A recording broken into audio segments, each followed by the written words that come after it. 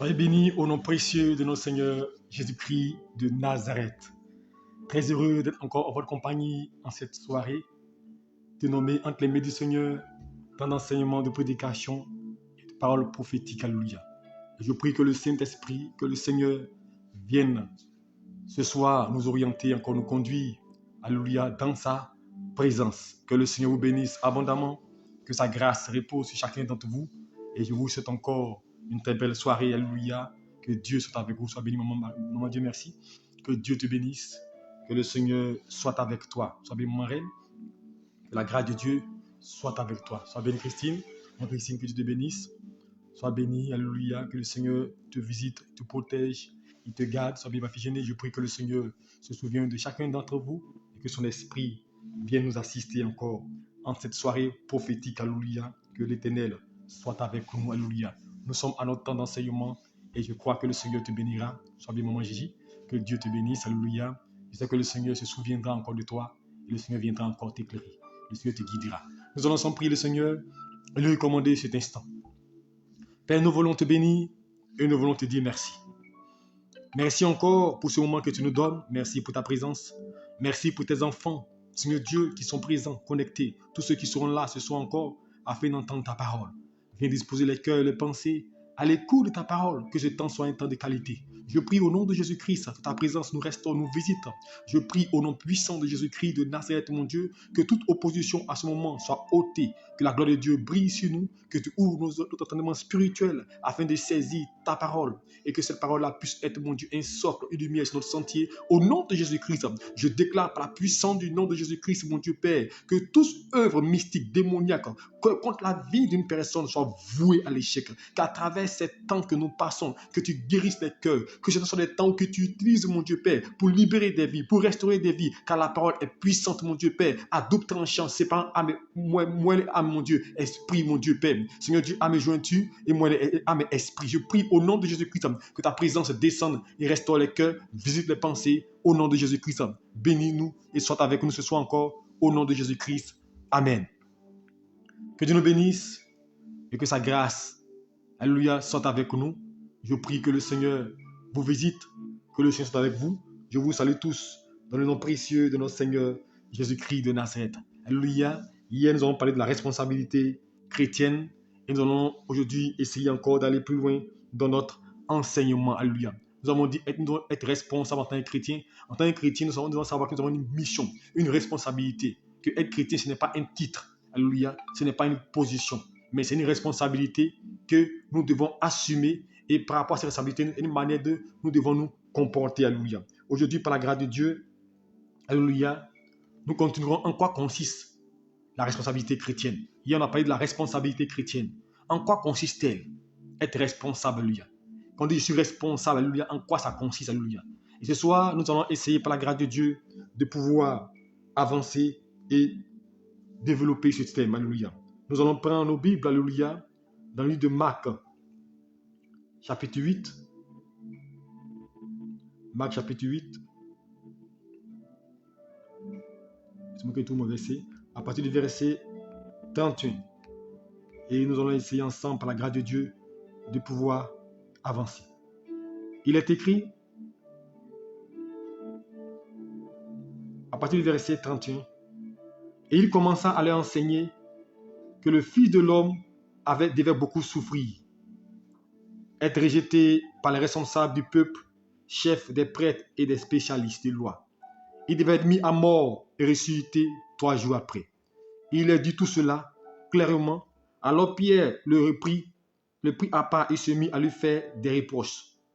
Mais Jésus se tourna, regarda ses disciples et reprit sévèrement Pierre en disant, arrière Satan, éloigne-toi de moi, car tes pensées ne sont pas celles de Dieu.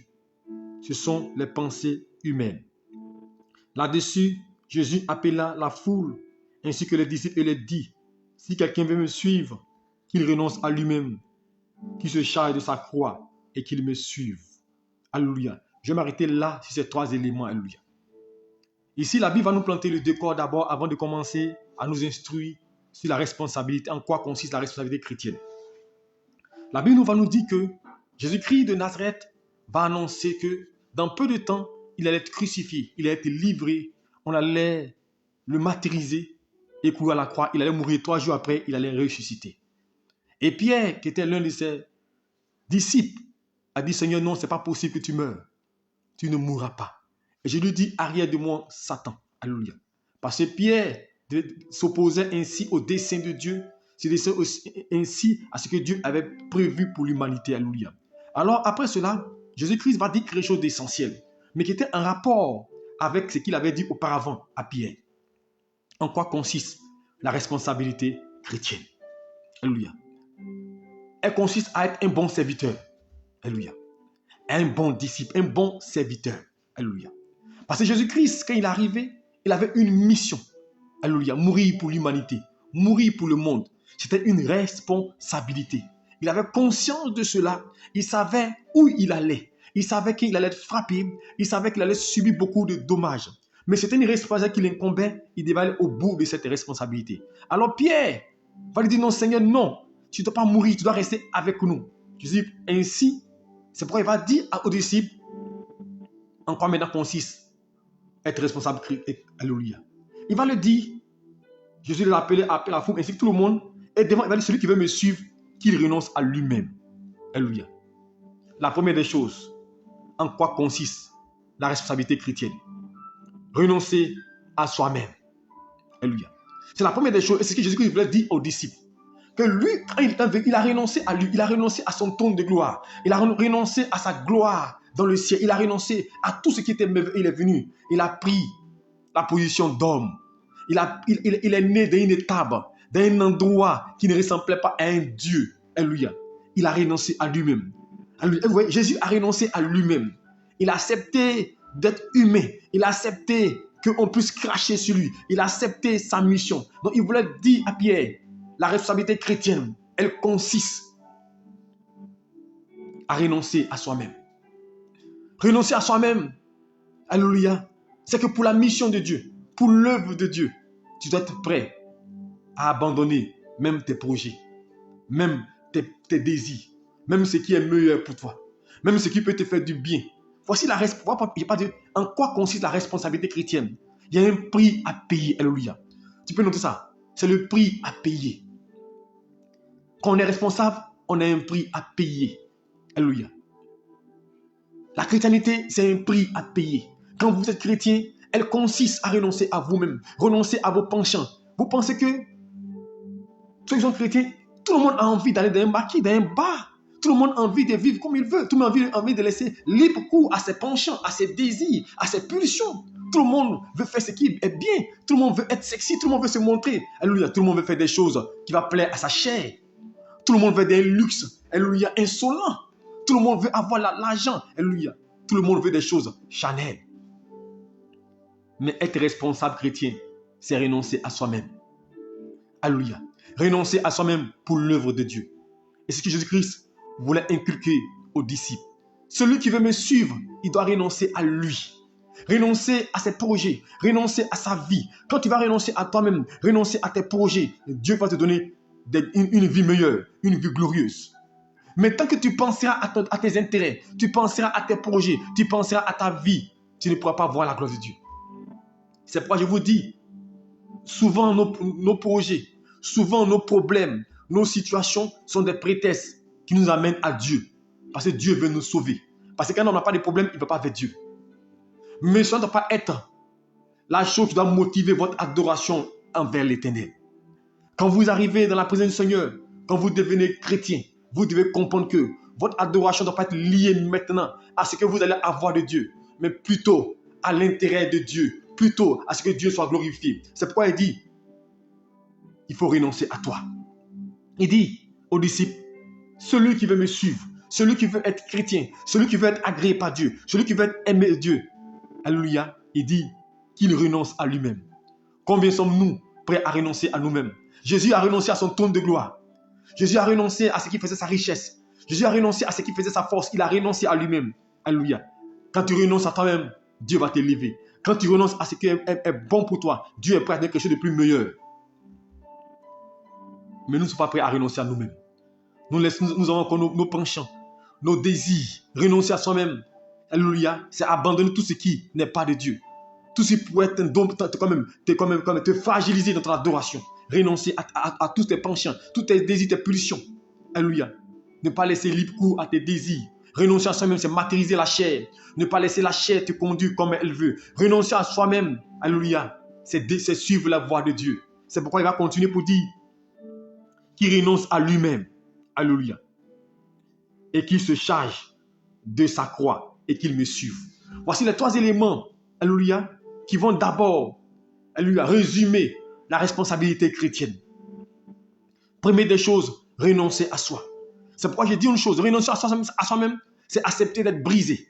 Accepter de passer par des situations.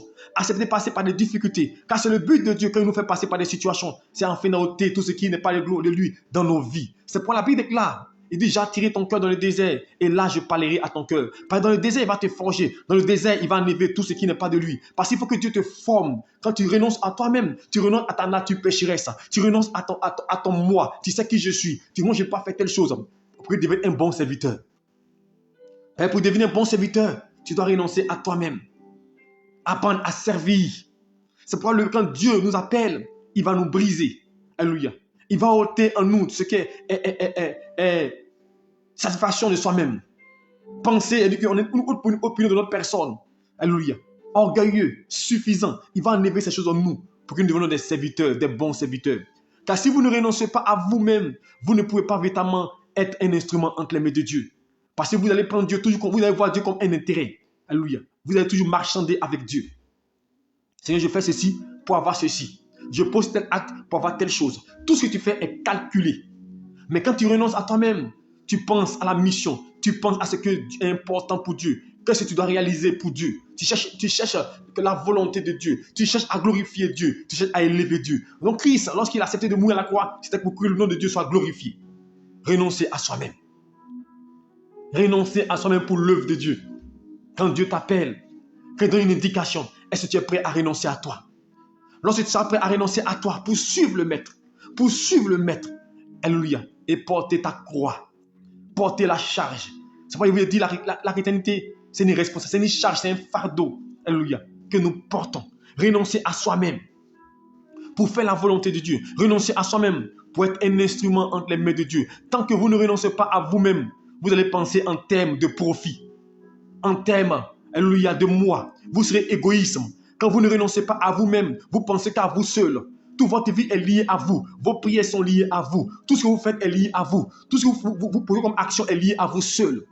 Mais quand vous renoncez à vous-même, vous êtes prêt à donner votre vie pour votre prochain. Vous êtes prêt à subir pour les autres. Vous êtes prêt à donner votre vie pour les autres. Alléluia. Car la Bible, il n'y a pas de plus grand amour que de sa vie pour son prochain. Nous sommes prêts à penser à l'intérêt de l'autre. Nous sommes prêts à nous dédier pour que l'autre avance, l'autre progresse. C'est ça. Nous sommes prêts à faire des choses pour que quelqu'un soit à l'aise, soit heureux. Nous renonçons à nous-mêmes. Et nous portons notre charge. Nous portons notre croix pour suivre le Maître. Alléluia. Et je continue ma lecture. Il va maintenant le développer. Il dit, celui qui est préoccupé de sauver sa vie, la perdra. Est-ce que vous comprenez? Si vous ne renoncez pas à vous-même, vous allez perdre ce que vous avez. Regardez souvent, nous courons derrière les finances. Nous courons derrière le matériel. Mais tout ce à quoi nous courons, ça nous sert à quoi? Souvent, nous les perdons. Nous fournissons assez d'efforts. Alléluia. Assez d'efforts. Nous luttons pour posséder des choses. Mais après, nous les perdons. C'est pourquoi il dit, alléluia, celui qui voudra sauver sa vie, la perdra. Celui qui est préoccupé aux choses matérielles. Quand Jésus est rentré dans la maison de Marie, alléluia, et Marthe était préoccupée. Qu'est-ce qu'elle va faire pour que Jésus mange? Qu'est-ce qu'elle va faire? Elle était affairée à la cuisine, affairée à des choses. Mais le but, ce n'est pas ça. Ne sois pas préoccupé par ta vie. Qu'est-ce que j'ai porté quoi? J'ai mangé quoi? Où je vais partir? J'ai construit la vie de mes enfants. Ne sois pas préoccupé pour ça. Il dit, ne vous souciez pas du lendemain. Le lendemain prendra soin de vous-même. De lui-même. Alléluia. Mais quand vous êtes obsédé par votre vie, vous êtes préoccupé par la vie terrestre, physique, vous cherchez à emmagasiner, vous cherchez à remplir, à garder, alléluia. Vous devenez égoïste, vous gardez beaucoup de millions, vous multipliez au moins 10 centaines de maisons parce que vous voulez garantir votre vie. Mais dit celui qui est préoccupé par sa vie, la perdra. Des gens ont construit des immeubles, ils sont morts pour laisser là. Des gens ont voulu garantir leur vie, ils sont morts pour se laisser là. Des gens ont payé des voitures, d'un grand prix, disent non, je vais être à l'aise. Le jour où ils ont payé la voiture, le lendemain, ils sont décédés. celui qui voudra sauver sa vie la perdra. Celui qui est préoccupé par les choses du monde la perdra. Mais si tu es préoccupé par les choses de Dieu, il dit, mais celui qui perdra sa vie à cause de moi et de l'évangile la sauvera. Celui qui perdra. Celui qui sera prêt à renoncer à lui-même, renoncer à ses projets, renoncer à ses rêves, renoncer à sa vie pour Dieu, Dieu le bénira. Et c'est en cela que Jésus-Christ, Pierre a posé la question à Jésus-Christ. Nous qui avons tout abandonné pour toi, nous qui avons renoncé à tout pour toi, nous qui sommes prêts à mourir pour toi, nous avons abandonné nos rêves, nous avons abandonné nos projets, nous avons abandonné de construire, on a pris notre argent pour bâtir l'œuvre, on a pris notre argent pour financer l'œuvre. Nous, chaque instant, qui donnons les moyens financiers pour soutenir ton œuvre, qu'aurons-nous? Et Jésus va le répéter 100 fois. Il n'y a personne qui a abandonné quelque chose pour moi. Il n'y a personne qui a renoncé à une chose pour moi qui ne ressent ce siècle-ci. Et dans ce siècle-ci, la richesse, les biens, c'est pour dire, quand tu renonces à tes rêves pour Dieu, Dieu te bénit plus. Quand tu renonces à un profit pour Dieu, Dieu te bénit plus. Je me rappelle le témoin de cette dame-là, alléluia, qui est dans l'église, un pasteur que je connais. Cette femme qui est partie prendre crédit, quand on m'a donné son témoignage, il devait bâtir un grand temple. Et on vient de lui offrir une voiture, un véhicule.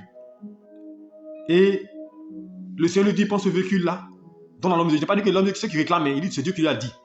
Il n'est pas de ceux qui disent, non, Dieu me dit, il faut mettre ta voiture. Non, ça c'est de l'escroquerie. Je ne parle pas de ça. Dieu lui a dit. Alléluia. Pose une action. Alléluia. Et elle est partie. Elle pense avoir son véhicule, neuf qu'on lui a donné, et donne à l'homme de Dieu.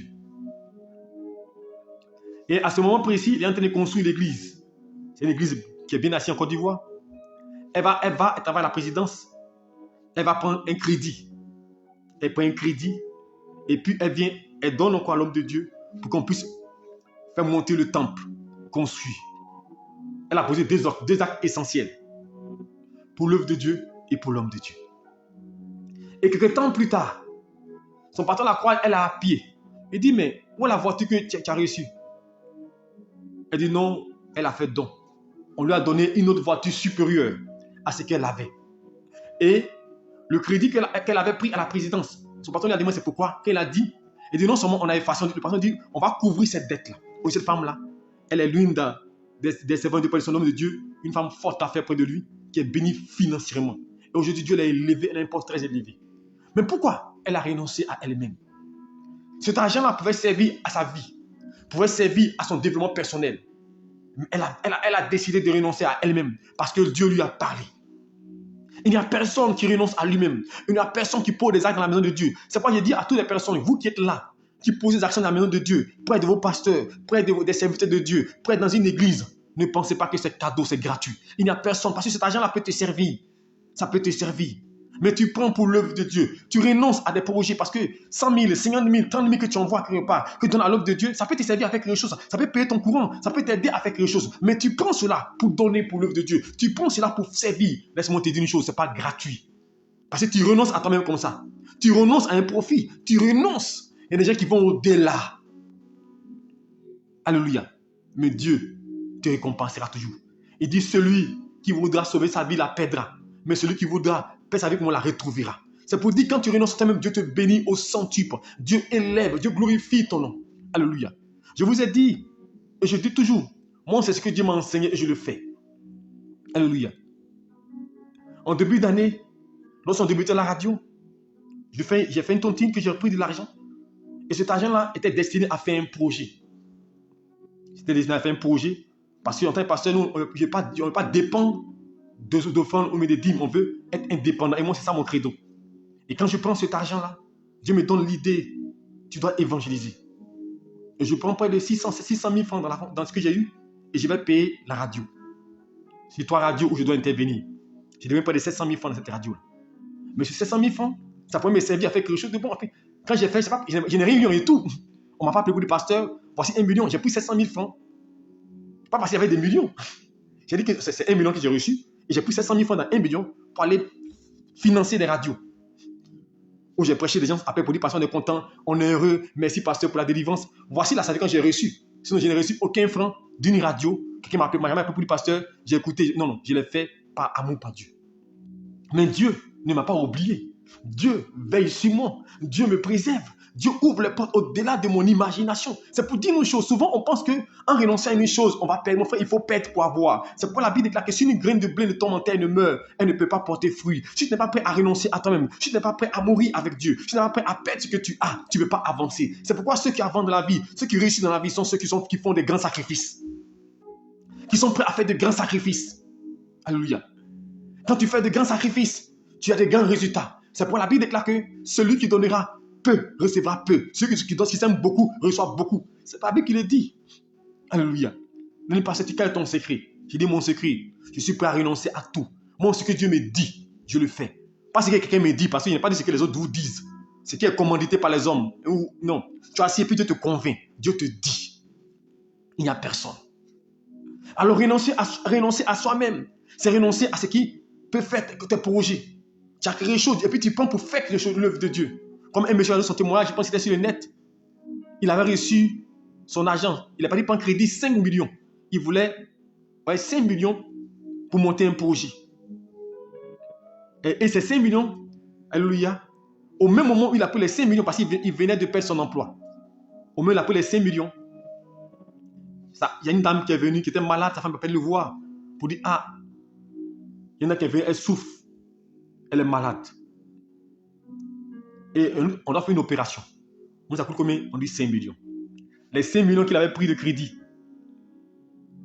cet homme-là a pris les 5 millions là pour aller donner pour une inconnue qu'il ne connaissait pas, pour qu'on le paie. Ce témoignage est sur Internet, il s'occupe d'une église, il a donné ce témoignage. 5 millions. Mais il a renoncé à son bien. Il a renoncé à ce que 5 millions pouvaient faire pour lui. Il a pris pour le faire. Mais aujourd'hui, il dit qu'il est propriétaire d'immeuble. Il est propriétaire d'immeuble. Aujourd'hui, Dieu l'a stabilisé. Aujourd'hui, il a monté son entreprise. Aujourd'hui, c'est une autorité dans le pays. C'est pour dire une chose. Chrétien, il n'y a pas de médicaments. Ceux que vous voyez réussir, ils n'ont pas fait médicament. Ce n'est pas tout le monde qui fait médicament. Il y a des gens qui sont prêts à des sacrifices, qui sont prêts à payer le prix. Il faut renoncer à toi-même. Abraham était prêt à renoncer à lui-même, à renoncer à Isaac. Dieu dit, Abraham, donne-moi ton Isaac. Abraham n'a pas hésité. Abraham n'a pas hésité. Un bon serviteur, il est prêt à suivre son maître. Un bon serviteur, il est prêt à se dépouiller pour son maître. Un bon serviteur, il est prêt à se sacrifier pour son maître. Et ce que Christ nous demande, est-ce que nous sommes prêts à nous sacrifier pour Dieu? Là, c'est ça la responsabilité chrétienne. C'est pas seulement de prier ou de gêner. Non, c'est pas ça. Est-ce que nous sommes prêts à des sacrifices? Nous sommes prêts à renoncer à nous-mêmes, à renoncer à nos biens, à renoncer à notre vie pour que Dieu soit glorifié, pour que Dieu soit élevé. Tout ce que nous faisons est lié à nous seuls. À mon moi, à mon développement personnel, à ma vie personnelle, à ma marche. Alléluia. Je veux dire à quelqu'un, si tu n'as pas prêt à renoncer à toi-même, tu ne peux pas avancer dans la vie. Tous ceux qui marquent les générations, ceux qui marquent les histoires, ils ont tous une histoire avec Dieu.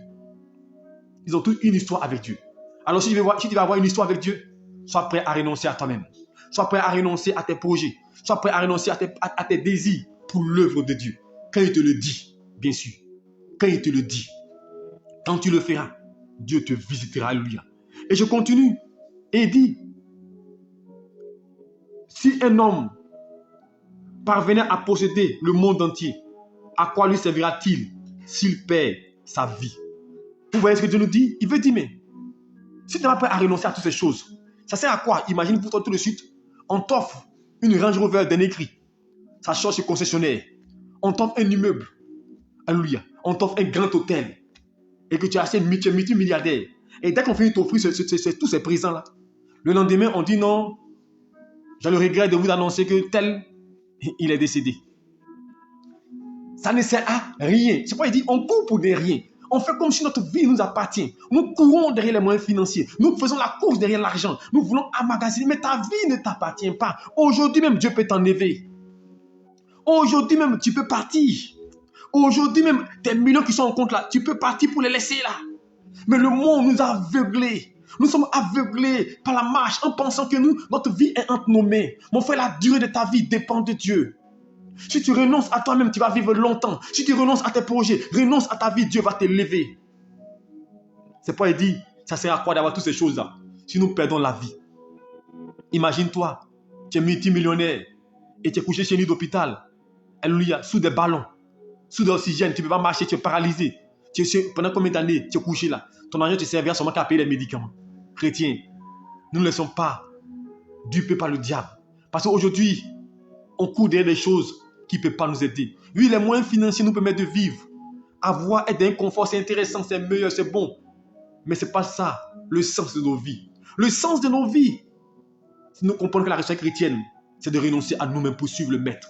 Et quand nous renonçons à nous-mêmes, quand tu es prêt à renoncer à des choses, quand tu es prêt à renoncer à des millions pour Dieu, Dieu il va te rendre multimillionnaire.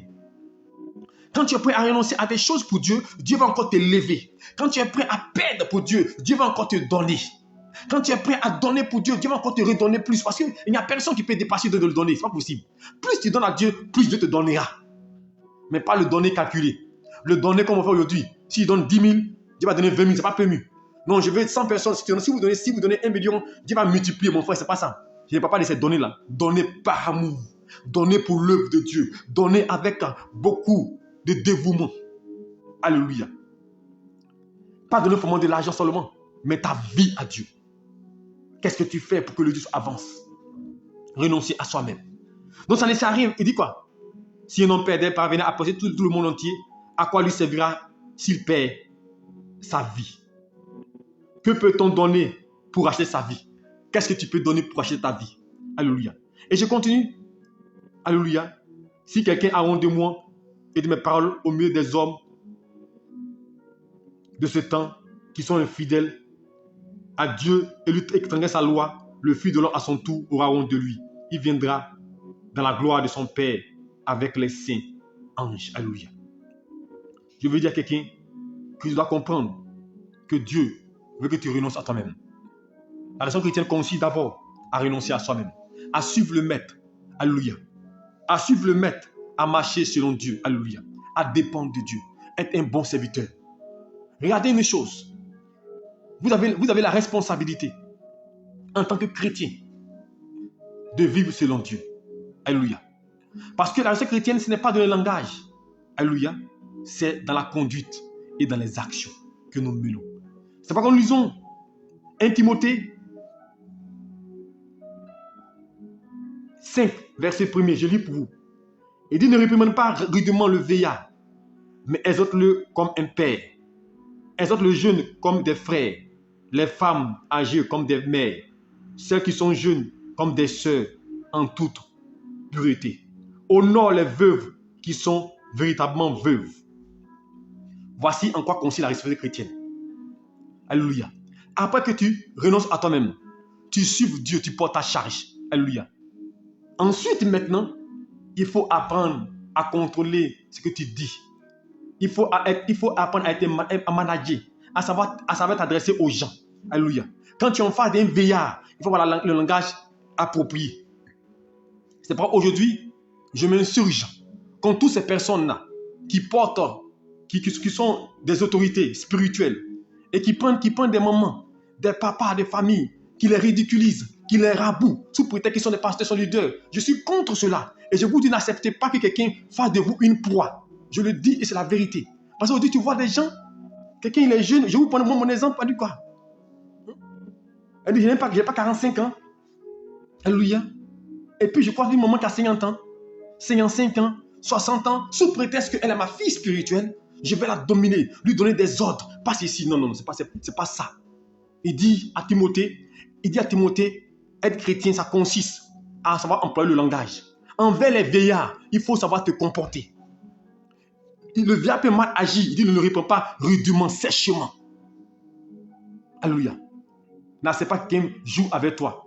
Par exemple, son église, non, on dit que les gens mettent en genoux des pères des familles et puis ils pensent que c'est spirituel. C'est pas possible. C'est pas ce que la Bible nous donne. La résurrection chrétienne, c'est de respecter. Respecter lui qui est en face, qu'il soit petit, qu'il soit vieux, qu'il soit jeune, à tous les niveaux, selon la position qu'il a, tu dois le respecter. Le jeune, le vieillard. Il faut avoir un langage approprié. C'est pourquoi il dit aux gens, si vous voulez bien être dans ce monde, bien agir, si vous voulez être serviteur ou servant de Dieu, soyez des managers. Quelqu'un qui sait comment parler, comment remonter des gens, comment fortifier les hommes, soyez des meneurs, qui sait galvaniser. Ne dominez pas, n'oppressez pas. Tout endroit où on vous oppresse, je le dis, notez ça. Tout endroit où on vous oppresse, où on veut vous assujettir, on veut vous imposer des choses, quittez là-bas, ce n'est pas de Dieu. Et si tu m'entends, tout endroit où tu es, on veut te martyriser. Cours ici, bouge ici, on donne des ordres inutiles, des ordres parce qu'on dit on porte un manteau. Ce n'est pas biblique, ce n'est pas spirituel. Parce que Jésus ne l'a jamais fait. Et c'est ce qu'il a dit à Timothée. Respecte. Respecte. C'est parce que quelqu'un est âgé, qui est ta vie spirituelle, tu vas lui donner des ordres. Tu vas la réprimander. Non, non, ce n'est pas possible. Ce n'est pas ce qu'il a dit. Il faut honorer les aînés. Il faut honorer ceux qui sont même plus jeunes. Pas parce qu'il est jeune que tu vas te foutre de lui. Il faut respecter tout le monde. Voici encore ce qu'on dit la respect chrétienne. Le respect des adultes, des hommes âgés, des jeunes. Apprendre à respecter. Si vous ne respectez pas quelqu'un, vous n'êtes pas chrétien. Apprendre à respecter. On ne respecte pas parce que quelqu'un a les moyens. Parce qu'aujourd'hui, le respect est lié à la poche. Le respect est lié à ce que quelqu'un possède. Quelqu'un est jeune. Aujourd'hui, quand vous descendez de votre voiture, le père, alléluia. Le vieux père, alléluia. Le papa, le tonton, on vous adule à cause de ce que vous possédez. Mais quand vous n'avez rien, vous êtes vieux, on vous insulte, oh, quitte là-bas. Quand souvent on sort, ah, vieux père, papa, en temps normal même, ils vont m'insulter. Le respect aujourd'hui est lié à ce que l'on possède. Et malheureusement, aujourd'hui, chrétiens, nous faisons pareil. À l'église, nous respectons ceux qui sont nantis. Nous respectons ceux qui ont les moyens financiers. Nous respectons ceux qui ont les moyens. Ceux qui sont à des positions, à des postes. C'est parce que la Bible dit. Nous devons respecter tout le monde. Voilà encore ce qu'on dit la responsabilité chrétienne. Le respect des autres. Le respect de son prochain. Respecter l'autre. Moi, j'aime le respect. C'est l'un de mes credos. Quelqu'un qui ne respecte pas, je ne marche pas avec lui. J'aime pas ceux qui bafouent les gens. J'aime pas ceux qui martyrisent les gens. Ceux qui se foutent des gens, j'aime pas. Ceux qui veulent rabaisser les gens, j'aime pas ça. J'aime les gens qui aiment élever les gens, qui aiment honorer les gens. Alléluia. Alléluia. C'est pourquoi mon père spirituel, c'est quelqu'un à qui je suis attaché aujourd'hui. Parce que il va toujours t'élever. Il va toujours te mettre à un certain niveau. Alléluia. Au lieu quand il vient, ça appelle même si ce n'est pas mon nom, il dit mon révérend. Alors que c'est son fils. Il est celui qui m'a fait. Alléluia. C'est Dieu qui, à travers lui, m'a enseigné. Mais il a un grand respect pour moi. C'est ça en fait, honorer les autres. Et il m'a inculqué ça aujourd'hui. Et je veux respecter aussi les autres. Ne bafouez pas quelqu'un à votre position. Si vous donnez un travail, vous donnez une position élevée, respectez même le balayeur. Respectez même lui qui nettoie la maison. Respectez même lui-même qui est su. Respectez les servants dans vos maisons. Respectez ceux qui travaillent dans vos maisons. Respectez. Voici la responsabilité chrétienne. Ce n'est pas seulement dans le langage. Ce n'est pas seulement dans la posture, mais dans tout le comportement. Parce que des gens sont chrétiens. Des femmes sont chrétiennes. Des hommes sont chrétiens. À la maison, les servantes, il les malmène. Les servantes, il les martyrise. Il met des fardeaux sur les servantes alors qu'elles sont chrétiennes. Il les bafoue. Il ne les considère pas. Il prend les servantes comme des sous-hommes. Sous prétexte qu'elles travaillent. Au service, elle ne considère personne, il ne considère personne, il bravoure des gens. Ce n'est pas ça la spiritualité. Être chrétien, c'est respecter les autres. Malgré ta richesse, respecte autrui. C'est ça en quoi consiste la responsabilité chrétienne. Alors je vais dire à quelqu'un, respecte autrui. Et c'est ce que Paul devait dire à Timothée, dans 1 Timothée 5:1. Ne réprimande pas le vieillard, sèchement le vieillard, mais exhorte-le comme un père. Exhorte-le comme un père. Exhorte les jeunes gens comme des frères. Les femmes âgées comme des mères. Et celles qui sont plus jeunes comme des sœurs. En toute pureté. Voici ça. En quoi consiste la chrétienté aussi. Fais attention aux autres.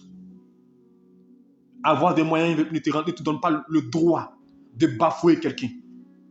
Si tu t'as fait grâce, aujourd'hui tu as une instabilité, tends la main, relève quelqu'un. C'est ça être chrétien. Il ne faut pas rabouiller les autres. Il ne faut pas se foutre des autres. Non, il n'est rien. Il ne vaut rien. Je peux le payer. Ce n'est pas ça la spiritualité. C'est pourquoi je dis, c'est être humble. Apprends à être humble. Et s'il voulait dire à Timothée, même si l'onction est sur toi, même si tu es rempli de l'onction Timothée, fais attention. Fais attention à tes actions. Fais attention à la manière dont tu marches. Alléluia. Mais aujourd'hui, on a mis tout l'accent sur la prière, le jeûne, le charisme. Mais ces éléments-là sont des blocages dans nos vies. Parce que quand vous voyez des gens charismatiques, je voyais une comme ça, très charismatique, très réveillée spirituellement, mais à la maison, elle est invivable. Quand vous la voyez avec ses frères et sœurs, ça permet si elle peut donner 5 000 francs, 10 000 francs à ses frères, mais elle donne 100 000 francs à l'église, 200 000 francs à l'église. Elle est prête à faire des choses à l'église pour se faire voir. Mais ses propres frères et sœurs sont la traîne dans la maison. Ils n'ont rien. Mon frère, la religion chrétienne, c'est de faire le bien à tout le monde. Et ça commence par ta maison. Il dit, vous recevez une puissance. L'Esprit survenant sur vous, vous serez mes témoins. D'abord à Jérusalem. Je veux dire à quelqu'un, le bien que tu fais dehors, au détriment de ta famille, ce n'est pas biblique. Il faut commencer par les siens avant d'aller. À Jérusalem d'abord. Alléluia. En Samarie jusqu'aux extrémités de la terre. Tu es gentil dehors, mais à la maison tu es méchant. Tu es prêt à donner des millions dehors. Tu es prêt à supporter des gens dehors. Tu es prêt à fortifier les gens.